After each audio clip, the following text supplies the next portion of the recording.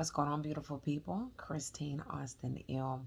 And I just wanted to share something with you guys that I woke up at 4 in the morning today with my sister who had passed away on my spirit heavy, and some other things that just came to my remembrance.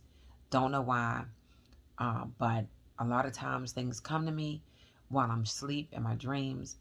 And then I've gotten into the habit of writing things down, right? And then lately I've gotten out of that habit.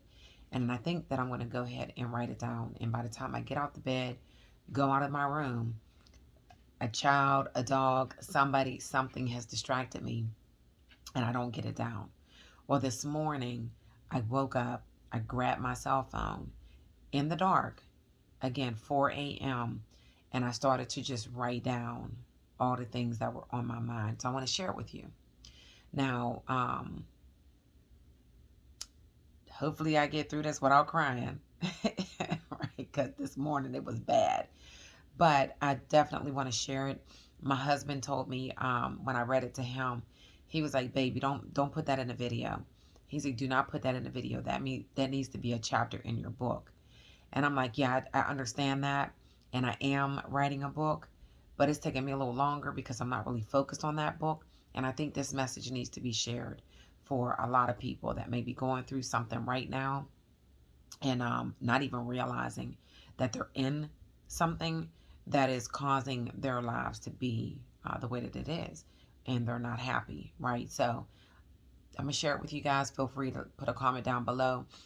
Definitely feel free to share it if you feel that it could help somebody else. All right, so I titled it Melinda. So I'm looking, it's my other phone.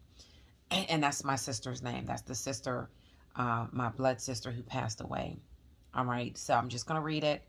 And then at the end, I'm going to end it. All right. So my sister passed away January 13th, 2014.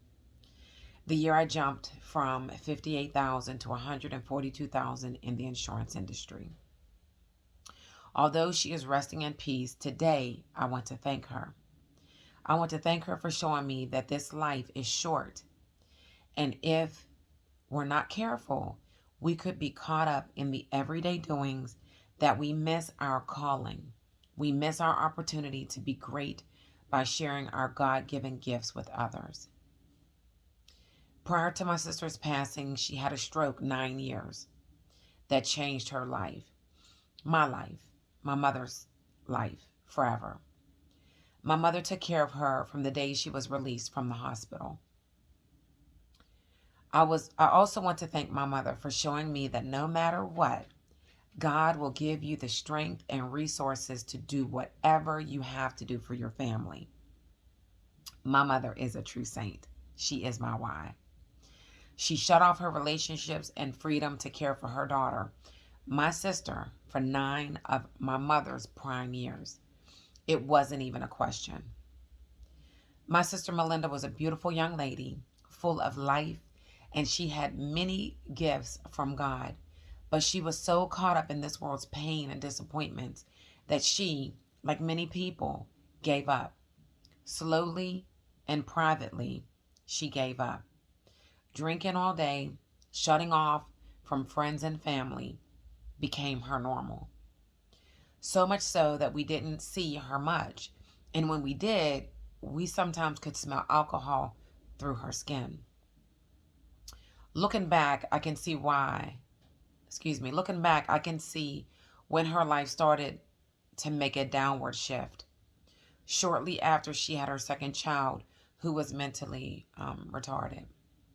She couldn't talk, barely could walk. She was so caught up on her children's father that she lost her self-worth completely when he walked away and married another woman shortly after. He wanted nothing to do with his child, the special child. Melinda was amazing. God gifted her with beauty and brains. She could sing and dance, run like a horse, and walk like her feet didn't even touch the ground. She floated, y'all. She wrote poetry from her heart. And one day I'll start to share that as well. She taught herself how to write in different languages, and she could draw anything to perfection. She was a queen, God's queen. But she got lost in a worldly man and lost her way. After her stroke, the doctor said that she wouldn't make it, but she was also a fighter. She fought and lived 9 more years.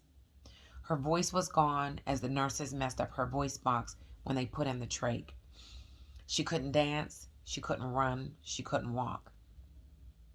Due to the swelling from the stroke, the doctors had to remove 1/4 of her left cerebellum. She couldn't even write or draw anymore, and her passion to write poetry vanished. The gifts that she was given initially were gone from the stroke. I fell into a deep depression. I woke up every day, I got dressed, I went to work, I smiled when I needed to smile, but I was lost. I was devastated. How could this happen? Why did it happen? She had 2 beautiful children, a son who needed her, and a daughter who definitely needed her. She was a single mother, trying to hold it all together, alone.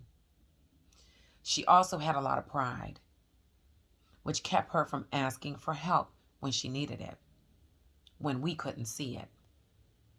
I realized after my sister passed that I too lived in a life on other people's terms. I didn't want to make any noise. I didn't want to make anyone jealous of me. And I really couldn't see my own gifts as I was so caught up in my sister's gifts. I didn't want to be noticed by anyone, really. And I tried to fit in and be normal, for whatever that means. I allowed other people's fears become my own, and my life seemed kind of pointless. But her, my sister, Melinda Austin, passing away, that woke me up. The day before she passed, I was about 5.5 hours away working leads. And those that don't know, I'm a life insurance agent. I got caught in an ice storm out of town, and I was scared to death. I called my husband. I was about 4.5 hours away at this point at the last appointment, and I called my husband because I didn't have enough money to stay in a hotel for 4 days, and that's how long that storm was going to be. So I couldn't stay and wait it out. He couldn't calm me down, so I called my sister. She became close to God, prayed all day after that stroke. She even started an online Bible ministry where she would type prayers online. I called her to pray for me as I drove down this steep mountain, and she did. She prayed and prayed, and I made it to safety. And I remember her asking me, was I coming to see her before I went on the insurance manager's retreat that was in Florida. That was scheduled 2 days after this event. I told her, of course, I'll be there to see you before I leave, and that was our last conversation. As the next morning, she was gone. She slipped away peacefully that night in her sleep. I was in the insurance business for 2 years part-time, and I had made the decision to go full-time in December 2013. I was told to become a manager, I needed to make 6 figures selling life insurance, and the training was January 14, 2014 in Florida. My sister passed the day before the Florida trip. What would you have done? Would you have stayed home, or would you have taken that leap of faith and jumped on a plane? I helped my mom with the planning of my sister's final arrangements, called my cousin, who is a master at planning funerals. She really is. My mother said to me, it makes no sense for you to stay here. Melinda is gone. You are still alive. While others probably criticized me for leaving my mother at that time to go on a trip that seemed like all fun, no one knew what I was going through. Those 4 days changed my life forever. The day my sister died and the 3 days that followed. The decisions we make every day will determine how your future life will be. Today, I woke up at 4 a.m. with this on my mind, and I literally sat up in the dark and wrote it in my cell phone notes, as I didn't want to let this message, this part of my life, pass by. We are created to be great, to shine bright like the stars in the sky on a clear night. We were created with different gifts. That was meant for us to share and bless others with. We were created to be free like the butterflies, floating around lightly and full of color and beauty. Not one is the same, and neither are we. Life is hard, but we are strong.